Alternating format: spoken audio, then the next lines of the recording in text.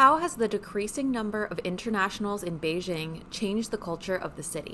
Well, I think anytime you have a city that wants to be a global city, and a city like Beijing that has professed a desire to be identified as a global city, a lot of that requires an international community. We think about the great global cities around the world. We think of London, Toronto, even a city like Tokyo, which does not have a huge foreign population as a percentage, but has a lot of people living there from other countries generally.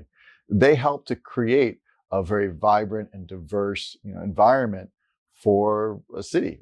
They organize things, they open up businesses, they bring their own culture, their own ideas, and they make a city a much more interesting place to live. A city like Beijing, where you've had such a sharp decline in the number of people living there from other parts of the world, you feel it.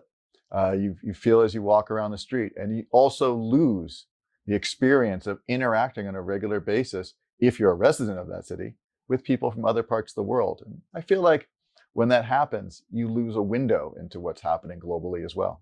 Why is people to people exchange important in educational settings?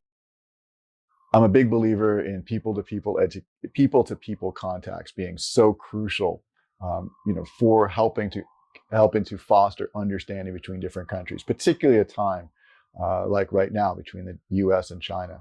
As fewer students from the United States are going to China, they're missing out an opportunity to realize that China is much more than the headlines, much more even than a government.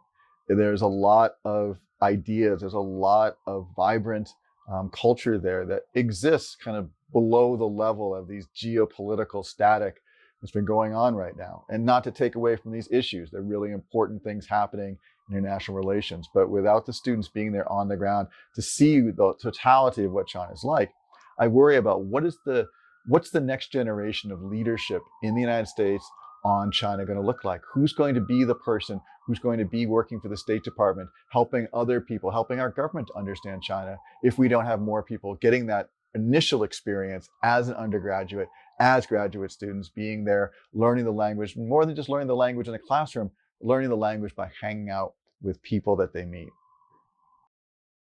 What role do you think education and academic exchanges play in fostering mutual understanding and cultural appreciation between China and the rest of the world?